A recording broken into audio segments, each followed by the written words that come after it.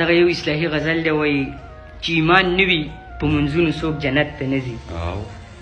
چې ایمان نه وي په منځونو څوک جنت ته نه ځي تش د کعبې په طوافونو څوک جنت ته نه ځي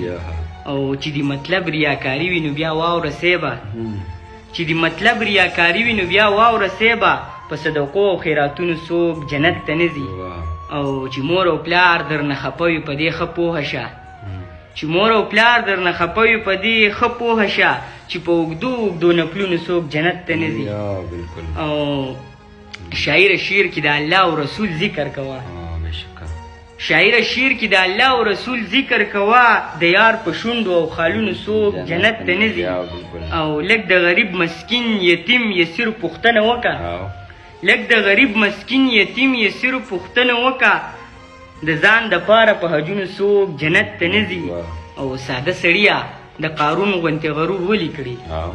ساده سړیه د قارون غوندې غرور ولې کړي په مال دولت او محلونو څوک جنت ته نه ځي او خاموشه ته هم په خپل ځان کې ښه عمل پیدا کا خاموشه ته هم په خپل ځان کې ښه عمل پیدا کا بل ته په تش نصیحتونو څوک جنت ته نه ځي بل ته په تش نصیحتونو څوک جنت ته نه ځي ډېره مننه عبید ملنګ صاحب ستاسو د وخت راکولو